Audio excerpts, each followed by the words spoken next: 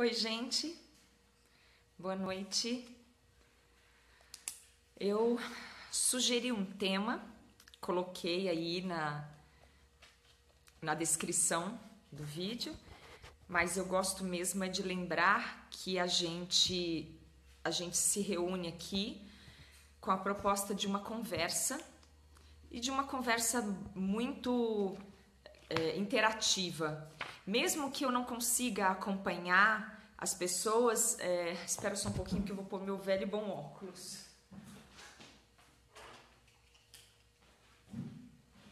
Mesmo que eu não consiga acompanhar as pessoas, os comentários em tempo, porque às vezes eu me perco um pouco no fluxo das ideias, mas a ideia mesmo é que a gente se reúna para pensar juntos aqui. Esse é o meu papel.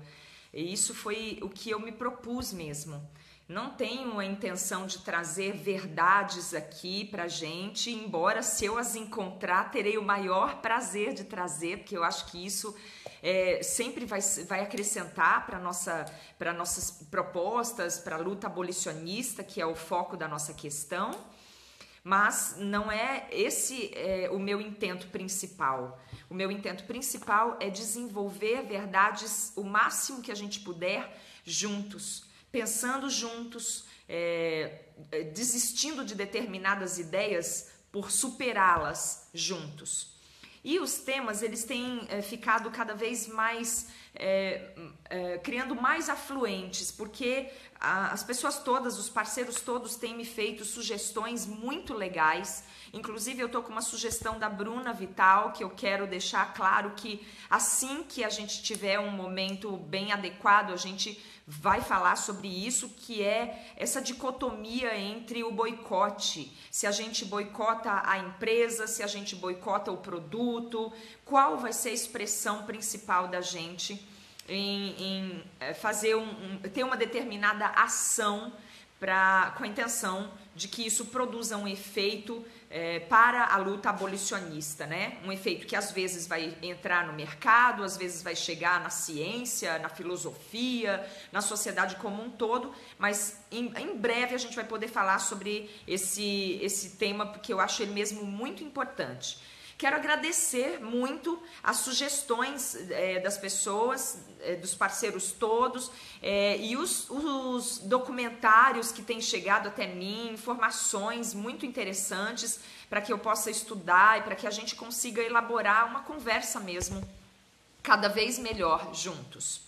Então, hoje eu queria falar um pouco sobre a ponderação das nossas expressões, sobre pensar para falar, sobre pensar, refletir muito antes de expressar o que a gente pensa a respeito dos assuntos, porque o tema sobre o carnal tomou conta da gente nesses últimos 2, 3 dias, né? E foi muito bom porque, nossa, uma coisa que poderia ter ficado à toa e perdida, desperdiçada, de repente veio à tona, e quando veio à tona nós começamos a criar então vários argumentos em volta, a expressar mesmo os nossos sentimentos, os nossos pensamentos a respeito disso. Claro, a gente fica mesmo muito indignado, eu fiquei bastante indignada também, a gente fica, claro que fica, mas o quanto a gente pode parar um pouco para pensar sobre essa indignação e sobre o quanto a gente pode melhorar sempre a nossa forma de expressar essa indignação. Um fato tá precisando mudar, né? Todo mundo concorda que precisamos mudar coisas no mundo. Ontem mesmo eu fiz uma pequena observação a respeito disso.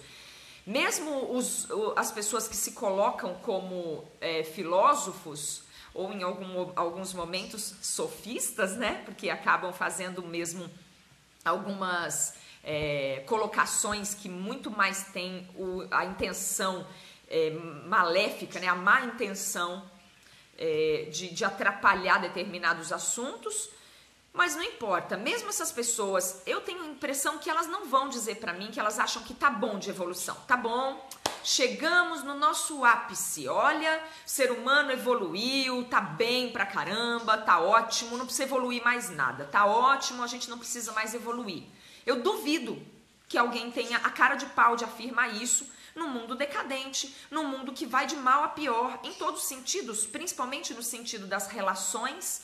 Quem assistiu aquele filme Ela deve lembrar um pouco de quanto as coisas chegam, assim, é levado a um ápice, né, por relações tão truncadas, tão superficiais, tão desumanas, tão sem emoção, tão sem envolvimento, sem compromisso, levou as pessoas a terem relações frias, equivocadas. Eu não tô aqui para dar spoiler de filme, tá? Então, quem não assistiu Ela, assista pensando um pouco sobre isso. No final do vídeo, alguém me lembra, por favor, de eu falar citar alguma bibliografia, alguns livros que têm feito grandes mudanças nos nossos pensamentos, e aí cada um pode também contribuir, colocar alguma literatura aí que seja mesmo de encontro com essa proposta da gente de melhorar.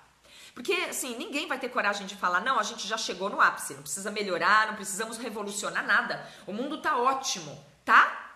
Não tá ótimo, né? Tá horrível, para falar a verdade.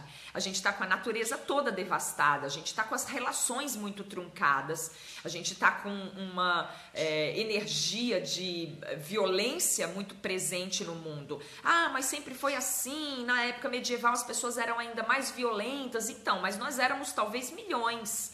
Mas somos hoje bilhões. Eu não sei se não vamos falar em números, né? Só para não diluir o nosso pensamento. Mas hoje somos muito mais. Somos muito mais pessoas no mundo precisando nos organizar. Qual é o modo mais eloquente de se organizar pessoas? É eliminando a violência.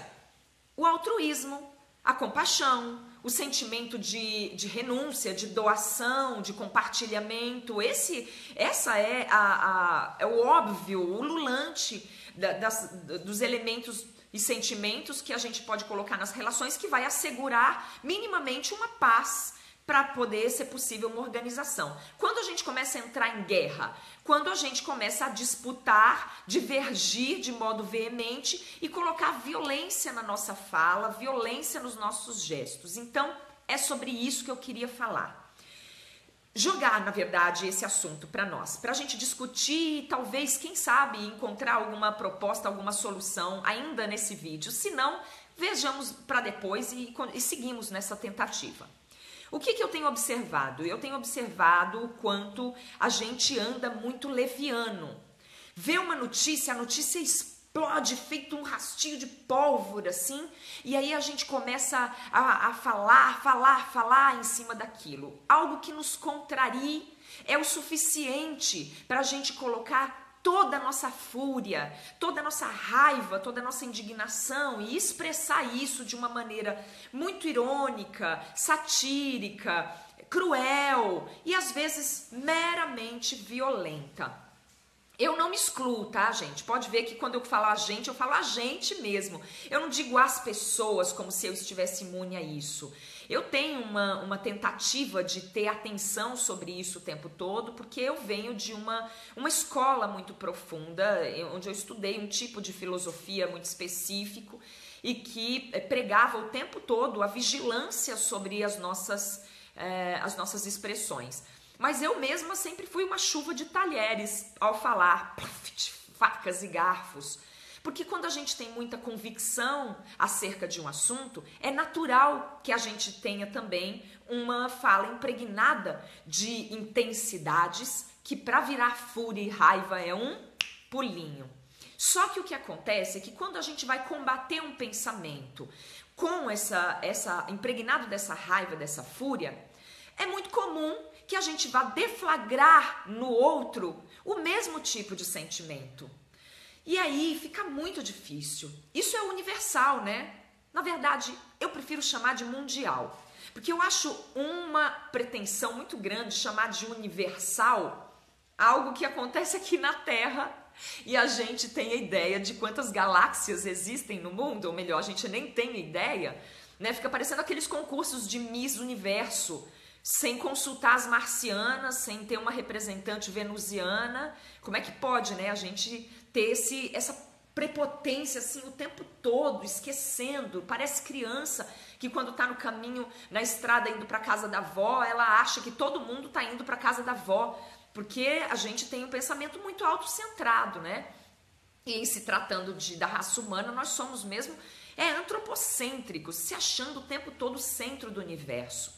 Então, quando a gente discorda de um tema, seja ele qual for, por mais que a gente tenha muitas certezas e convicções e que estejamos, no nosso caso, né, abolicionistas, veganos, nós tenhamos mesmo uma pauta de valores muito ligadas no outro.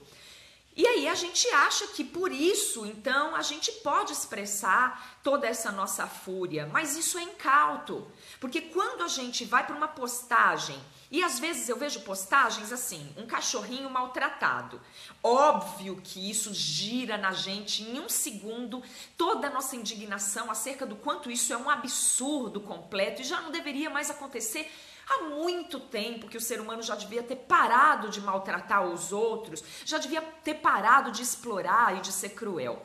Mas quando a gente vai para uma postagem e só vomita nossa chuva de talheres em cima da postagem, filho da puta, maldito, devia morrer também, devia trespassar uma lança no pescoço dele que passasse pelo estômago, fosse parar no pé, arrancasse a unha, destruísse ele todo e que ele morresse. E olha, eu já fiz coisa parecida assim. Teve uma época que eu fiquei muito indignada, talvez por ser mãe e tudo mais, eu fiquei muito indignada com crianças que pegavam animais e estouravam na parede, tá? E eu mesma cheguei a fazer postagens assim. Mas depois eu pensei e eu falei, nossa, será que isso está produzindo algum resultado que realmente é da natureza daquilo que eu almejo? Será que alguém que luta por paz pode se dar ao luxo de xingar uma criança de maldita e tudo mais? E não porque ela seja santa ou mereça a absolvição do seu ato, mas firmeza não deve ser isso. E aí, estudando um pouquinho do Spinoza, né, o Spinoza, o filósofo, né, que eu sempre cito, Baruch Spinoza, que é um cara que defende muito a ética, ele coloca várias vezes o quanto o ódio nunca, em nenhuma hipótese, vai ser bom. Ele vai, às vezes, produzir um levante, né? Um empurra-empurra, uma desacomodação, seja lá o que for. Mas bom mesmo, ele nunca vai ser. Então, eu não durmo em paz quando eu faço, mesmo quando eu faço um desses nossos bate-papos e acabo ficando exaltada ou furiosa, e acabo expressando as coisas de uma maneira um tanto quanto raivosa, eu falo, eu podia ter feito melhor. Eu tenho certeza que eu podia ter feito melhor. E quando a gente tem a responsabilidade de estar aproximando pessoas, que é isso que eu digo que eu faço o tempo todo, a minha intenção é mais essa do que qualquer outra, aproximar pessoas, o que eu pretendo com isso? Se eu quero de fato libertar os animais e promover a paz, em que instância a minha fúria vai realmente contribuir? Por que a gente tem sido tão leviano? Aparece uma pessoa na mídia, fulano de tal doou o cachê dele para os animais. Rapidinho aparece gente falando assim, eu sempre gostei dele, esse cara é incrível, ele é ótimo. Claro, nós estamos cansados de ver gente fazendo coisa horrível. Aí a gente vê uma pessoa assim, a gente vai também na paixão. Que ótimo, ele é um mestre, ele é um cara, ele é incrível. Sou fã.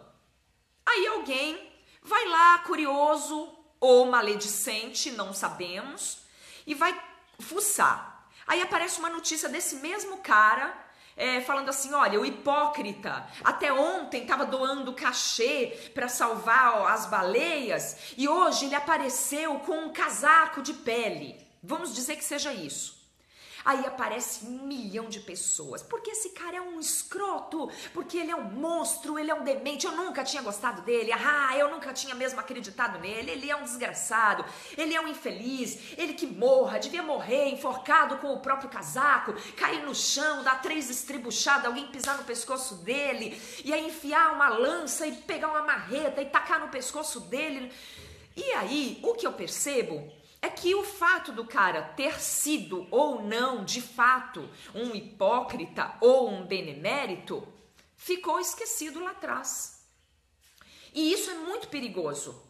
Quando eu comecei a cuidar da nossa ideia e proposta abolicionista e deixei que o meu filho realmente se pronunciasse como um ativista da causa, depois de um tempo fiquei observando quanto as pessoas agem por paixões ou por deslizes ou por ímpetos, na verdade, e muita gente começou a elogiá-lo. Eu sempre cuidadosa pensei, eu não quero que isso caia na vaidade. Toda vez que alguém elogiava, eu falei, olha, ele é só um garoto normal. E eu falei para ele, cuidado, você está sendo referência para as pessoas, seja mais atento, cuidado com o que você faz, leve isso para sempre, sabe, impingindo responsabilidade e sempre falando, olha, não fica se achando o rei da cocada preta não, tá? Porque pelo mesmo lugar que a gente sobe, a gente cai.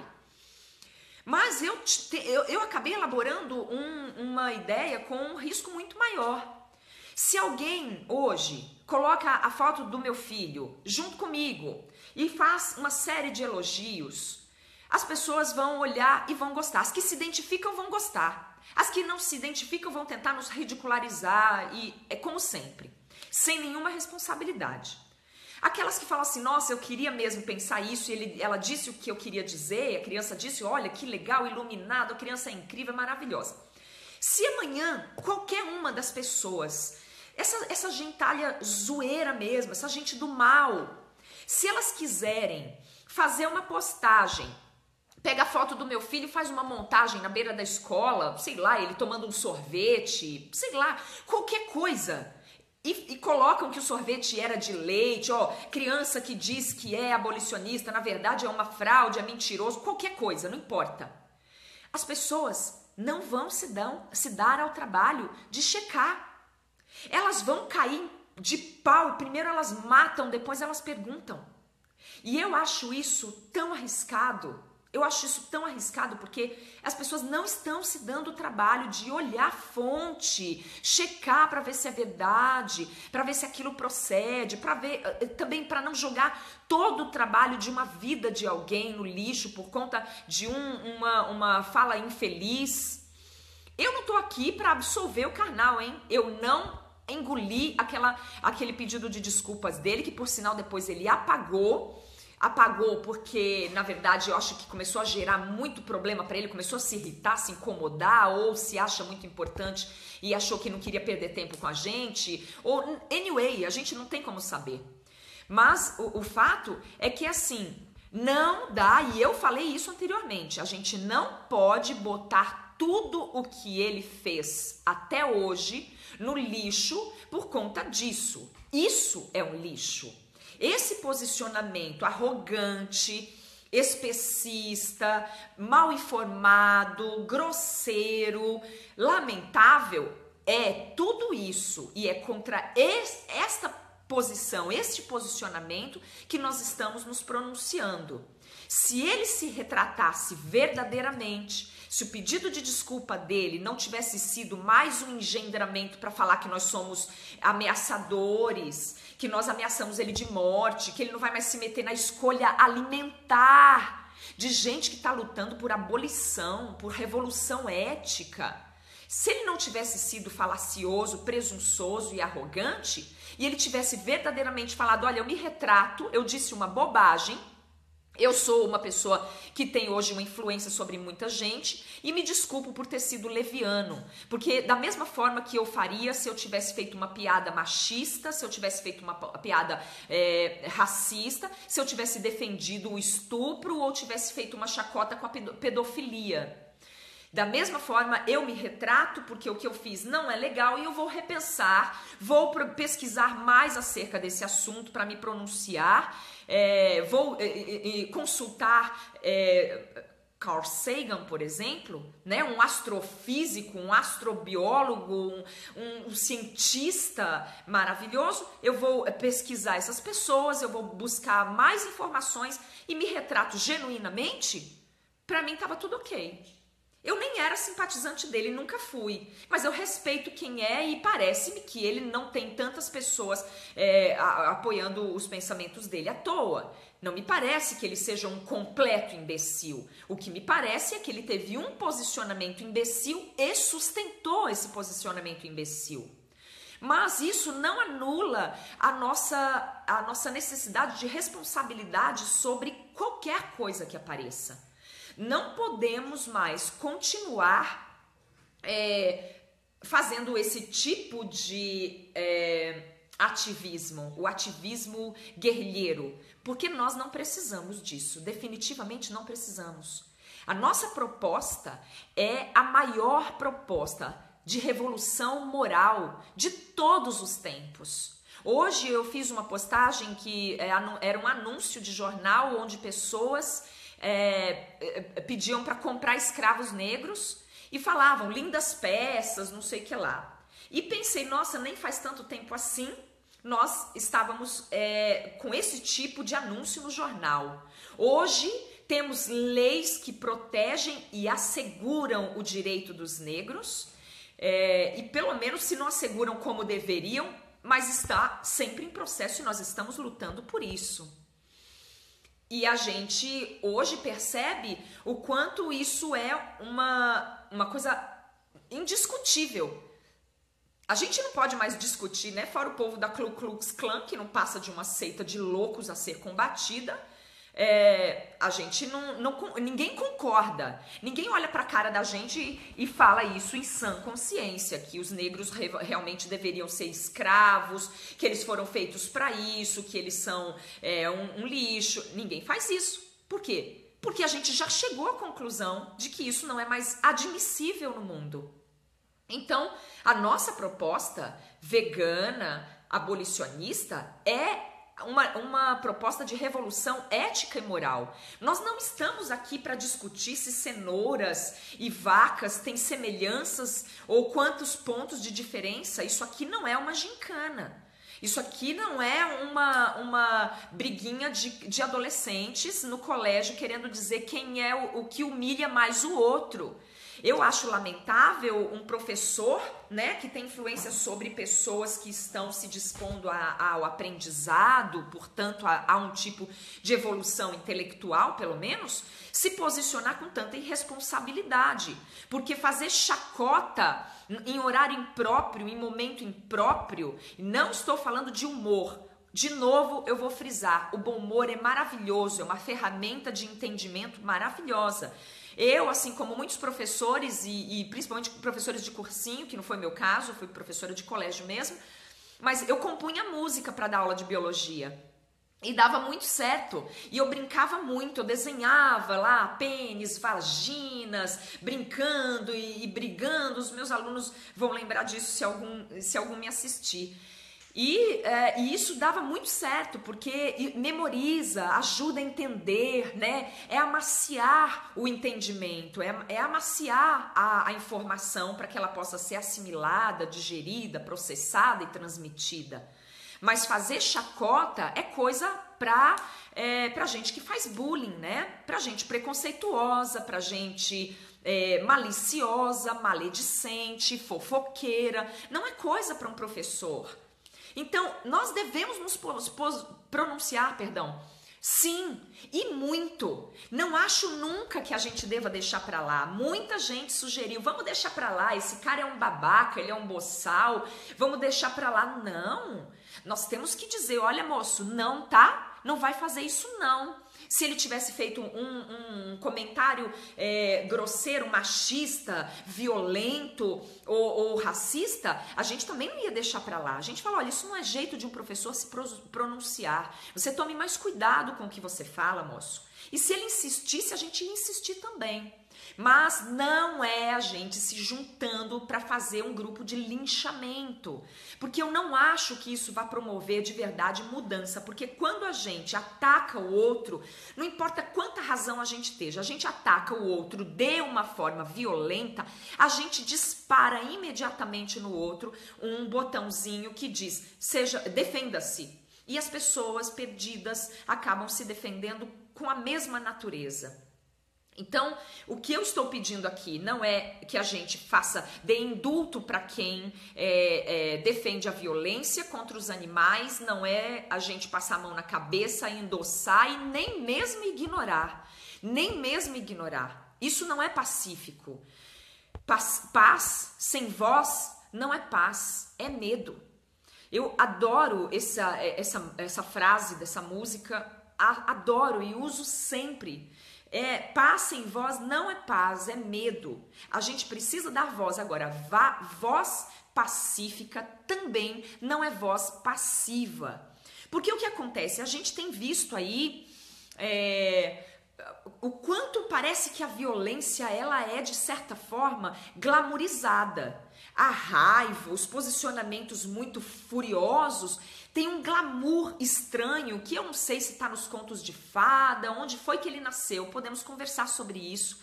E se for possível alguém contribuir, eu agradeço muito, porque depois quando acaba o vídeo eu vou olhar todos os comentários e aí eu faço uma elaboração assim, mental mesmo, né? Porque eu não anoto nada. Às vezes eu fico com um papel aqui na esperança de conseguir colher alguma coisa, mas eu não gosto de perder a espontaneidade. Eu quero assim, nós estamos batendo um papo e é assim que vai ser. Mas olha, voltando à história do quanto o mal parece uma coisa glamurosa, nós temos aí o Inominável, eu sempre cito o Inominável. Hoje eu fiz uma postagem de uma frase do Carl Sagan e o pobre do Carl Sagan tava com a cara dele. Quando eu fui olhar a foto, eu comecei a ler, tremia assim, falava, gente, se foi o Inominável que falou isso, terminando essa postagem, talvez eu queira me matar, eu não sei o que vai ser de mim. E aí eu vi que era o Carl Sagan, ainda bem, porque a frase era maravilhosa. Mas olha só, mexer com o Inominável, por exemplo, como eu sempre digo, dá pane no sistema. A gente não consegue mais se expressar. Quando menciona o Inominável, todo mundo fica cego, surdo e mudo. Quem é contra e quem é a favor. Parece uma loucura que se instaura, porque a violência que ele deflagrou, falando de violência abertamente, defendendo a morte, a punição, a corte marcial, enforcamento, guilhotinamento e etc., fez com que deflagrasse nas pessoas que concordam com ele uma fúria digna das seitas Ku Klux Klan. E nas pessoas que discordam, das quais eu ainda bem faço parte, deflagra uma indignação da mesma natureza. Então, por que quando a gente fala no Inominável parece que o mundo vai dar um apagão? Por isso, porque ele é um porta-voz da violência. E ele faz pronunciamentos muito maliciosos, porque é muito azeitado com aquilo que as pessoas querem ouvir, né? Então, é bandido bom, é bandido morto, cadeia, que se exploda. E, definitivamente, esse tipo de fala não há de me representar, porque eu não quero fazer parte disso nunca. Eu acho que qualquer revolução precisa de firmeza, precisa de intensidade, a gente precisa parar de relacionar o que é bom com uma coisa xoxa. Tipo nos contos de fada, né? A bruxa é fabulosa, voluptuosa, sexy, com aquele batonzão vermelho, com aqueles olhos puxados. A fada é um negócio assim, sem gosto de nada. Porque talvez tenha o arquétipo da Virgem Maria, né? Não querendo entrar em religião, por favor, porque isso é outra coisa que dá apagão no mundo também. Mas mais essa ideia de que pra gente ser bom, a gente precisa ser frouxo, né? Mas essa ideia de que pra gente defender o que é correto, a gente precisa ser um coxinha, a gente precisa ser um tonto, um cabeça baixa, aquela história de ter que ficar dando eternamente a cara pro outro bater. Eu não defendo isso mesmo, porque eu acho que a gente tem que ter pulso. Porque eu acho que a verdade precisa colocar uma espada luminosa na mão e ir para a batalha com coragem, com determinação, e não ficar aqui esperando a morte chegar, né? Eu não sou favorável a esse tipo de paz, que é, na verdade, uma pacificidade, uma passividade, perdão, que não colabora nunca com as revoluções. A gente precisa se fazer respeitar. Sem respeito, nunca vai acontecer verdadeiramente nada de revolucionário. A gente só vai ficar cedendo para ser ponta de lança da espada, das lanças dos inomináveis da vida, né? Que a gente pode substituir, por exemplo, pela versão Donald Trump, que não tem fãs aqui no Brasil, pelo menos não na mesma proporção que o inominável tem. Então, a versão Donald Trump, nós estamos falando de um homem frívolo, de um homem fútil, de um homem maledicente, descomprometido com a paz mesmo mundial, né? Com o outro, com o coletivo, com a unidade do mundo. No entanto, ele foi eleito.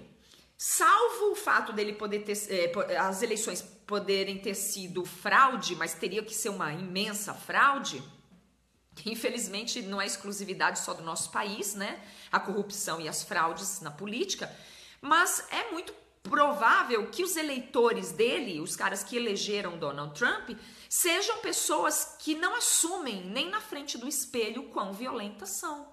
Porque se você planta uma planta que lá na frente vai gerar um espinheiro, como é o caso de eleger um cara que vai criar uma dissonância no mundo a ponto de expor o mundo a uma guerra, você está plantando, embora a semente não tenha a mesma cara do espinheiro. Quando você planta uma mostarda, o grãozinho é assim, pituchinho mesmo, e ele vai para debaixo da terra com aquela característica bem de quem inocente. Só que quando começa a crescer, ele vai virar um espinheirão. Como que a gente faz? Então, o que eu acho é que a gente precisa tirar essa aura de glamour do que é mal, de poder. Nossa, mas você viu, o cara é poderoso.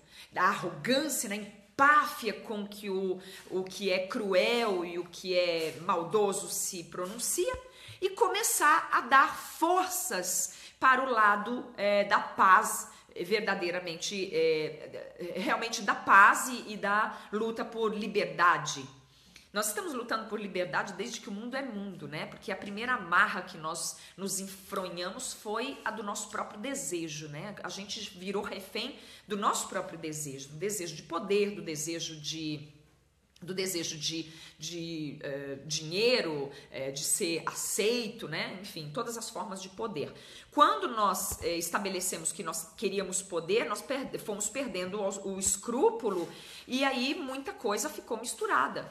E nós somos um pouco de cada coisa, né? Nós somos um pouco de cada coisa. Não dá pra gente sair banindo. Eu tenho algumas pessoas na minha vida hoje que são pessoas muito singelas, pessoas muito simples, pessoas que não têm acesso a informações, elas não têm nem ideia do que seja veganismo. Eu não posso sair por aí banindo essas pessoas da minha vida, da minha existência. Uma moça que cuidou dos meus filhos quando eram bebês, ela é um dos amores da minha vida e ela nem sabe o que é veganismo.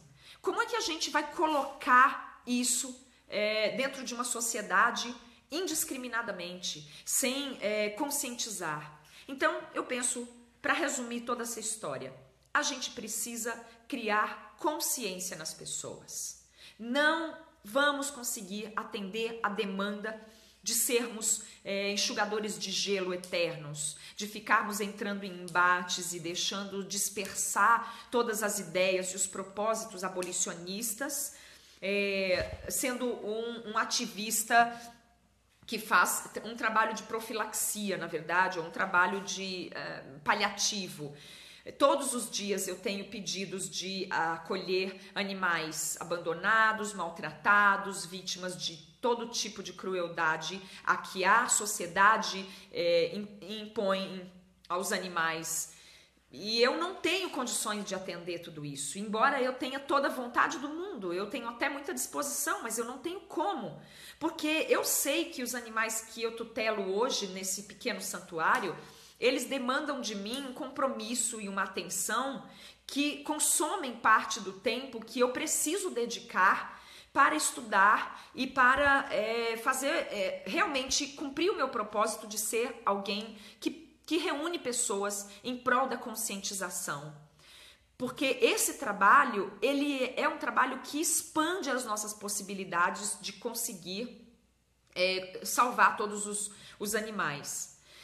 Mas eu também não quero dizer que o trabalho de salvar uma vida, 10 vidas, 20 vidas, ele é um trabalho menor? De jeito nenhum. Primeiro porque ele é o trabalho que dá sentido ao trabalho de conscientização.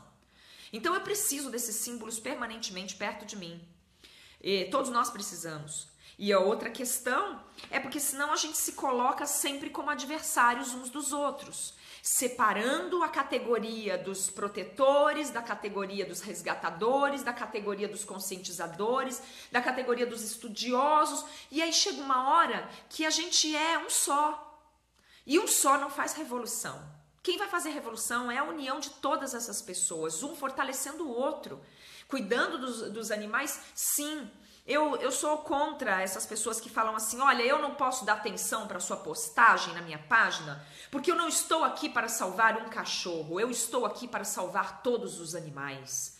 Porque eu não estou preocupada com o porquinho que está perdido na sua vila. Eu estou preocupada com os bilhões de bois do matadouro. Olha, cada animal só tem uma vida. Tanto faz o que está na fila do matadouro e o que está perdido na rua estrebuchando. Tanto faz. Se a gente não aprender a pensar de uma forma abrangente, se a gente não expandir, alargar mesmo o espaço de empatia, de compaixão, de respeito por todos os seres, nossa luta é vã. Então, não é isso. Eu sou contra esse posicionamento. Eu não tenho plasticidade nenhuma, minha página é uma bagunça, a minha rede social se presta só a isso e eu vou fazendo tudo que eu encontro. Se eu encontrar de manhã um negócio, aquilo parecer precioso, eu vou compartilhar. Se à tarde eu descobrir que ele não era tão precioso quanto parecia, eu vou dizer para todo mundo, gente, para de comer. Achei um negócio, achei que era bom de comer, comi, reparti, só que parem de comer porque eu descobri que dá dor de barriga. E vou fazer isso até o fim da minha vida, porque esse foi o papel que eu mesma me comprometi a fazer. De novo eu digo, eu não sou missionária de nenhuma missão superior, ninguém me deu nenhuma missão celestial, eu só assumi essa responsabilidade para minha vida, porque eu considero isso o sentido maior da existência humana, o sentido da nossa vida, o sentido para a gente ter um cérebro pensante e se conversar, é poder refletir, se superar, criar novas ideias e aí a partir disso compartilhar com os outros. Então o que foi que eu vim pedir hoje na nossa conversa, no nosso vídeo? Eu vim pedir para a gente ponderar mais, pensar mais, para elaborar pensamentos melhores, para elaborar posicionamentos melhores. Que todas as vezes que a gente entrar em contato com alguém contra a abolição, alguém que defenda o massacre, alguém que defenda a crueldade com todos os seres, seja por que via for, que a gente seja mais responsável e que a gente consiga pesquisar, ou revirar tudo, checar a fonte e se pronunciar com algum pragmatismo, com alguma diligência, para a gente não se perder no meio do caminho, porque a nossa guerra nem começou. E eu acho que a gente pode ir muito além do que a gente está hoje indo, porque nós ainda estamos imaturos, mas estamos super a tempo. A gente vai conseguir criar estratégias e articulações para combater essa leva, essa horda zumbi que fica criando argumentos completamente falaciosos para continuar fazendo parte de um massacre que de algum modo convém para eles. Seja porque eles sejam vendidos, desonestos, porque eles sejam vaidosos, orgulhosos, isso não é o que mais importa. O que mais importa é que a gente precisa desenvolver uma estratégia, porque os animais não têm tempo para esperar a gente se entender. Os animais não têm tempo para ficar esperando a gente resolver as nossas diferenças, as nossas picuinhas, os nossos traumas, as nossas mágoas, os nossos ressentimentos, para eles terem alguma esperança de serem alvo da nossa atenção, finalmente, e por fim, terem os seus direitos reconhecidos. É isso que eu queria dizer. Então eu super agradeço a participação de todo mundo.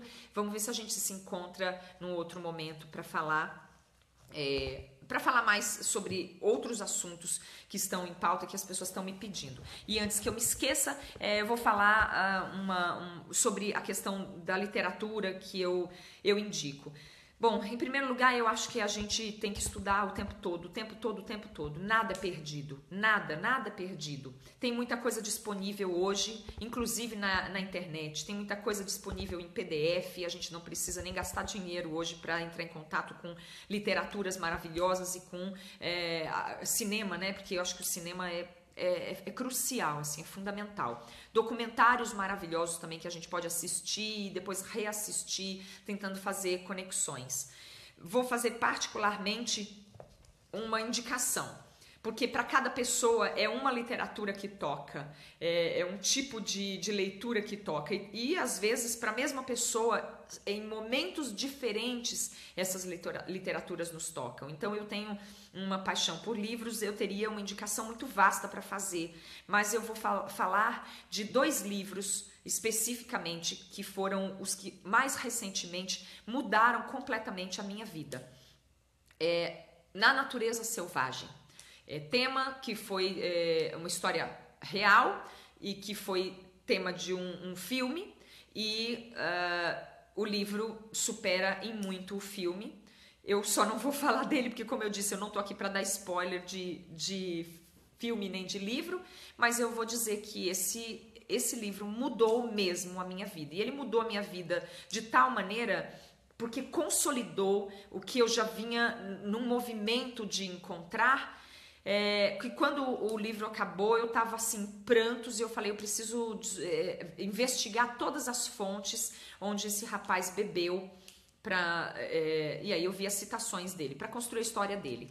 E aí eu vi as citações, e ali tem Tolstói, tem Júlio Verne, mas eu encontrei Henri David Thoreau, um escritor sem precedentes, que escreveu Walden, A Vida nos Bosques. Eu vou deixar depois escrito aí quando eu terminar de postar para vocês. Esse livro acabou de transformar o que eu estava precisando até o presente momento. Então é isso que eu indico, mas tem muita coisa incrível. Troquem nos comentários uns com os outros, indiquem literatura, indiquem documentários, assistam os documentários sempre com um olho aqui e outro ali, façam um cross-check, façam uma checagem das fontes, sejam críticos, e não vamos deixar que a fúria ganhe ares glamurosos para que a gente fique sempre tendo que escolher ou ser um pacifista frouxo, bunda mole, ou ser um violento aclamado, como é o caso do Inominável. E assim eu termino. Obrigada, gente. Obrigada por hoje. Amanhã a gente se fala de novo. Grande beijo.